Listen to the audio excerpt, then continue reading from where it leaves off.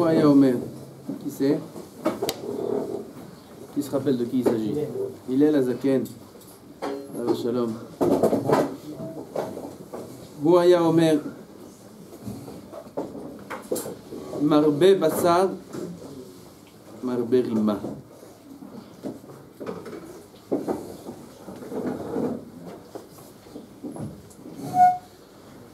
Adam Choshev, qui a l'idée à Ta'anouk vers Idoun, de voir ce que ça veut dire. Marbe Bassar, quelqu'un il mange beaucoup de viande, alors il donne beaucoup à manger aux vers de terre. Parce que quand on va l'enterrer, alors ils auront plus à manger. Ça, c'est le pshat de Hillel. Qu'est-ce qu'il dit à Ben Yonah? Adam Choshev qui a l'idée à Ta'anouk ve'a'idoun Chaim Yosif. Il croit que s'il va se laisser aller au profit de ce monde, il va commencer à profiter, et à boire, et à manger, et un petit kiff par-ci, et un petit kiff par-là, et doucement, détente, etc. Beaucoup d'expressions comme ça. Où il va s'asseoir jouer aux cartes.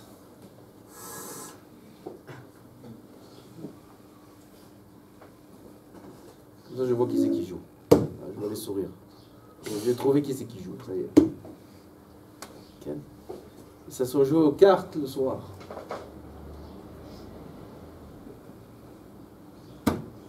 Il y a des joueurs de cartes. Dis aux invités, il y a des joueurs de cartes ici. C'est du gazel, Rabotai. C'est du vol. Ça, il sort de Horaïta. Il sort de Horaïta. Il sort Gamour d'après toutes les chitotes, tous les poskim, tout ce que. Il sort Gamour. Ah ben, il aime les plaisirs. Allez, viens, poker. Enfin, un petit poker. Blackjack. Ok? Il joue aux cartes. C'est un Issour Gamour à Botay, de jouer aux cartes. C'est un Issour Gamour. Kol Sheken, dans un endroit où on étudie la Torah. Dans un endroit où on est censé dormir avec Kriyat Shema Alamita, la Gemara dit dans Brachot, Becherev Pifiyot Beyadam, Mazé, Akor Kriyat Shema. Celui qui va dormir, il dort d'ivre Torah, il a une épée à double tranchant dans sa main. Contre qui? Contre les plus gros démons du monde. Et lui, il va dormir avec quoi? Avec la caisse dans sa main, la cagnotte. Il a ramassé le tapis. Hein. Avec ça, il va dormir. Avec ça, les genoux, ils vont venir, ils vont le manger tout cru, celui-là. Ils vont lui manger sa neshama. Le lendemain, il n'aura pas envie d'étudier la Torah. Comme ça, tu vas dormir. Comme un chaman. Avec la partie que tu as gagnée, ça, tu vas dormir. Comme ça, tu vas dormir. Avec l'angoisse qu'il a perdue. Avec ça, tu vas dormir. Chas v'shalom, lo haya velo yeh davar kazeh. Lo haya velo yeh davar kazeh. Chas v'shalom, que j'entende plus qu'il y ait des choses pareilles. Chas v'shalom. En tout cas, j'ai pas le droit. Ah, c'est ma maison aussi. C'est votre maison aussi. Comment s'appelle Bet Midrash dans la Gemara? Be Rabbanan. La maison de Chachamim, c'est le Bet Midrash. Donc ici, c'est votre maison. Dans la maison, on va faire des choses pareilles. On joue aux cartes, on va au casino. On va jouer au casino. À la maison, tu joues aux cartes. Oh, il va aveugle. Oh, il va aveugle. Tu veux quand on brûle la maison, écrit toute maison où il n'y a pas de divrei Torah la nuit, on la brûle. Ça rêve, comme ça la Gemara dit. Tu vas amener quoi? Des incendies là-haut? On a mis des nouveaux extincteurs, vous avez vu? Tout neuf, pas les toucher. Nouveaux extincteurs au cas où il y a le feu. Mais on ne veut pas les utiliser, les extincteurs. On veut qu'il y ait la bracha. On veut qu'il y ait la simcha, on veut qu'il y ait la tzlacha, on veut que les élèves ils se réveillent le matin, ils ont envie d'avancer, ils ont envie de changer, ils ont envie de... En faisant des choses pareilles, c'est impossible. Impossible. Okay? Ça, premier sujet, affaire classée, terminé. Okay? Soit clair. Okay? Sans argent, sans argent, c'est un autre problème. Sans argent, c'est un autre problème. Sans argent, tu peux jouer dehors.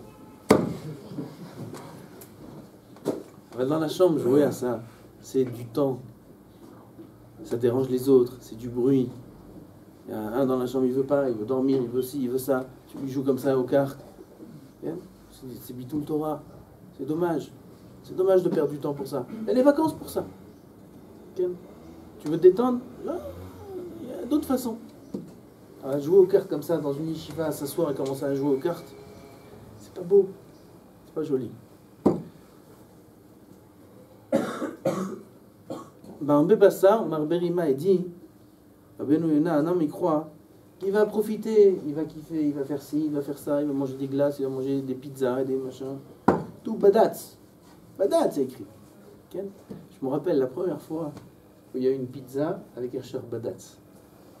Je parle de ça il y a 20 ans. Okay? Il y a un grand Rav Shalom, Rav Pinkus, il a fait tout un chiour sur ça. Quoi, Badatz sur une pizza? Mais pizza, c'est le symbole de l'Amérique. C'est le symbole du plaisir et du kiff. Comment tu mets dessus cachère? C'est pas cachère, ça. C'est cachère, les ingrédients. Comment c'est pas cachère? Tous les ingrédients, ils sont comme il faut. Aval, qu'est-ce que ça t'apporte à l'aneshama? Ça, c'est dangereux. Qu'est-ce qu'on raconte ici? On raconte ça sort de manger des pizzas. Ils vont dire en ligne, là-bas, ils vont voir ce chiot, là, ils vont dire qu'est-ce qu'ils ont là-bas à Jérusalem? Ils sont fous. On peut pas manger de pizza? Non, c'est pas ce qu'on est en train de dire. C'est permis de manger des pizzas. C'est permis de manger des shawarma aussi, et encore plus. C'est permis, même des steaks, c'est permis. Okay.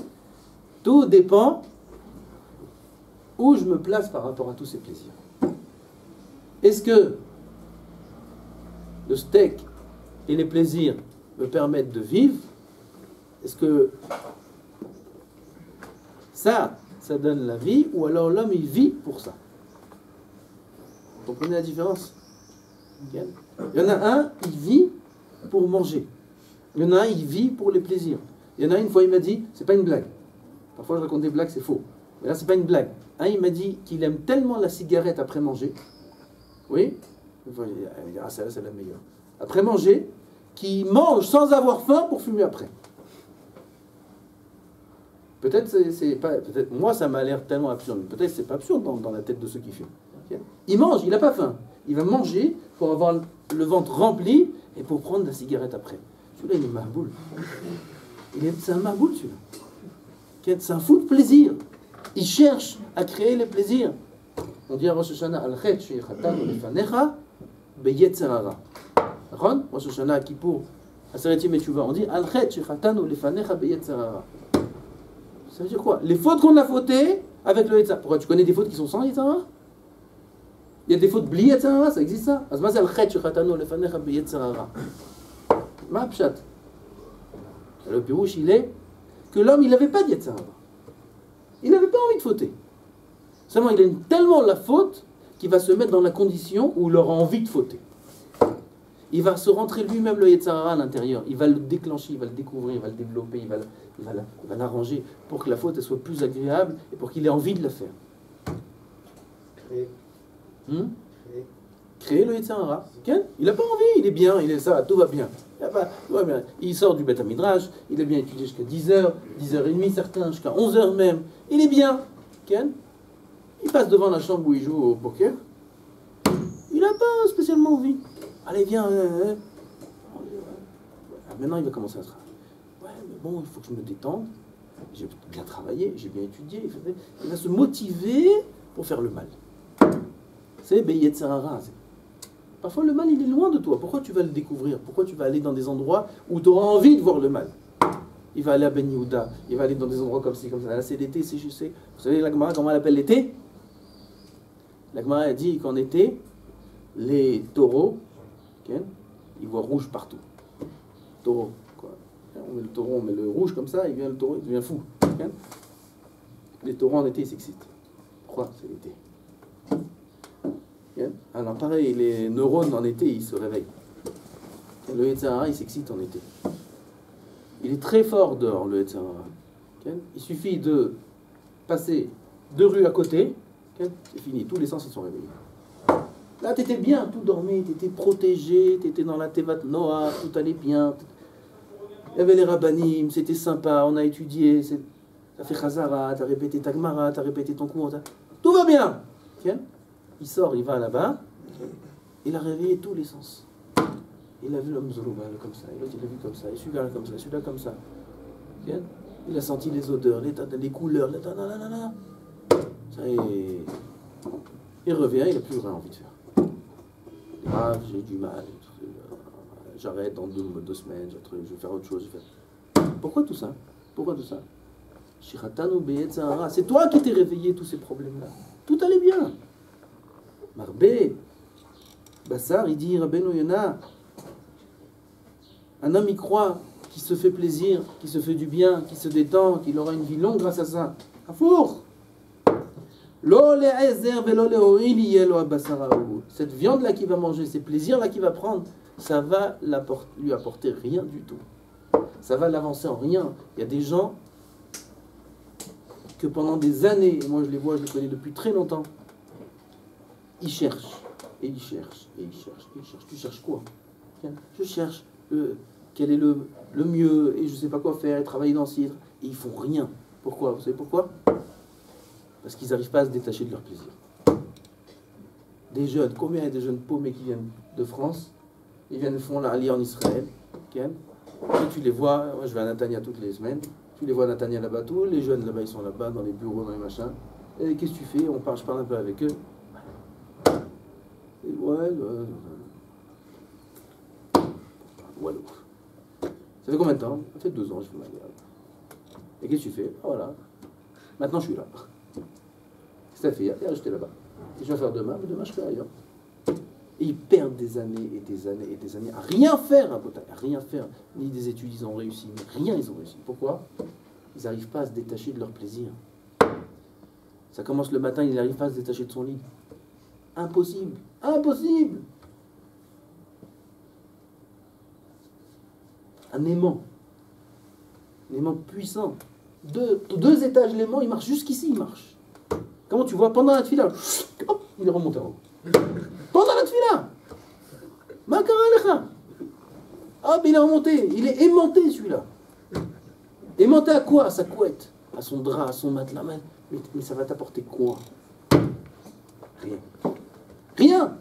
Il va perdre sa vie, son temps, tout il va perdre. Je vais dormir. C'est pourquoi tu veux dormir? Parce que tu es en angoissé de la vie. Et la vie, elle est tellement dure à tes yeux que tu veux ne pas la voir. Et comment on fait pour ne pas voir la vie? On dort. Dormir. Il y a des jeunes, pas que à la yeshiva, dehors, regardez. Des gens qui font rien. Ils dorment jusqu'à 9h, 10h, midi, ils dorment. À rien faire. Ils n'ont pas dormi à 3h du matin. Ils ont dormi à 10h, 11h du soir, ils ont dormi. Ils se lèvent à midi. Comment tu peux dormir 13h, 14h? Mais c'est pas possible. Comment un homme il peut dormir 12 heures?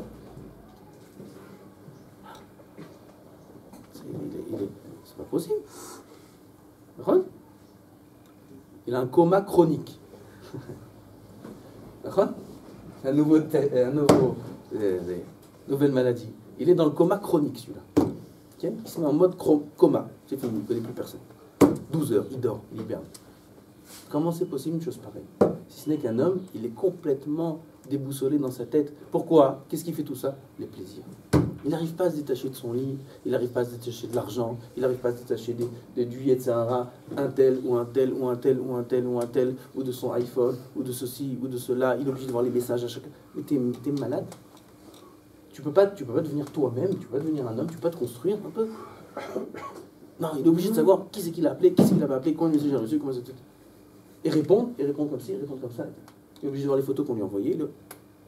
Qu'est-ce que c'est ça? Il est pas. Marbé Bassar, ça c'est Marbé Bassar. C'est exactement ça. Et il dit Rabbeinu Yona, Lo le'ezer velo le'oil, construis-toi. Fais quelque chose. Combien de fois je vous ai dit? Tu veux pas Torah, c'est dur Torah, pas de problème. Fais moitié-moitié. Moitié-moitié, c'est dur, pas de problème. Va étudier. Va faire des études. Va faire des diplômes. Va travailler. Va le faire quelque chose. Rester comme ça sans rien faire, vous croyez que le problème est que la yeshiva? Putain. Celui qui dort ici va dormir dehors aussi. Celui qui va sortir de la yeshiva, là, il y en a 1 mois, 2 mois, ils sont plus là. Ils vont sortir de là, ils vont se réveiller le matin à 7h. Ah putain. Déjà, calme-toi, ok? Quand tout le monde te réveille, t'as 15 rabbinim sur toi le matin, tu dors. Je suis arrivé ce matin, un boucan fou, et ils dorment comme des bébés. Comme si, c'est incroyable. Pelle plein. Si ce ce n'est qu'un homme, il est attaché à ses plaisirs à 100%, il n'arrive pas à s'en détacher, c'est pas possible. Et c'est pas qu'une question de Torah, c'est une question de vie, d'être un homme. Ça, c'est la voda aussi de Yemé Sfirat HaRomer. Rabotai, dans quelques semaines, c'est Matan Torah. À qui Dieu donne la Torah? À qui il donne la Torah, Hachem? Qui c'est qui va recevoir la Torah? À ceux qui sont là, en train de planer, à des planeurs, à des joueurs de poker, il donne la Torah. Hachem, il donne la Torah à des serviteurs. À ceux qui sont en Vdim, Hachem, il donne la Torah. À ceux qui sont là, à ses soldats, il donne la Torah. Am Israël, le soir de Matan Torah, ils ont dormi. C'est héréditaire. On dit héréditaire. Soir de Matan Torah, ils ont tous dormi. Du coup, il est venu pour le mal. Il dit, dorme. Dors. Ok, on va continuer à dormir. Il a cassé les doigts. Je donne la Torah à des endormis. Je donne la Torah à celui qui lui sert. Et malheur à celui qui ne reçoit pas la Torah. Malheur à celui qui ne reçoit pas la Torah. Surtout aujourd'hui. Et Akadosh Baruch Hu, il va la donner à Shavuot, la Torah, il va la redonner exactement comme le 6 Sivan du don de la Torah qu'il y a eu à l'époque de Moshe Rabbeinu. Exactement la même chose. Les mêmes kolot, il y aura le même don de la Torah. Akadosh Baruch Hu, il va dire dans le monde entier, Anochi Hashem. Et celui qui peut entendre, il va entendre. Celui qui s'est préparé à entendre, il va l'entendre. Celui qui s'est préparé à ce jour, il va entendre Anochi Hashem, il va voir les miracles, il va voir le Matan Torah, il va sentir qu'il reçoit la Torah. Celui qui est attaché à son lit, et à ses jeux, et à ses téléphones, et à ses trucs, il est complètement à côté de la plaque mystique. Akadosh Baruch Hu, à celui-là, il ne donne pas la Torah. Et malheur à celui qui ne la reçoit pas, la Torah. Et la Torah, on peut la recevoir qu'en se préparant au don de la Torah. On a compté, on est presque à la moitié. Presque à la moitié du compte. 3 semaines. 3 semaines, c'est Matan Torah. Comment tu veux te préparer comme ça? Avoir la tête complètement ailleurs. Au moins, reçois la Torah, après on verra. Au moins, jusqu'à Shavuot, se prendre en main, étudier comme il faut, se préparer, recevoir la Torah, se donner une chance de s'approcher de Boré Olam, de voir les splendeurs de sa Torah, la métikout de sa Torah, la douceur de sa Torah. Là, il peut nous aider et nous faire réussir.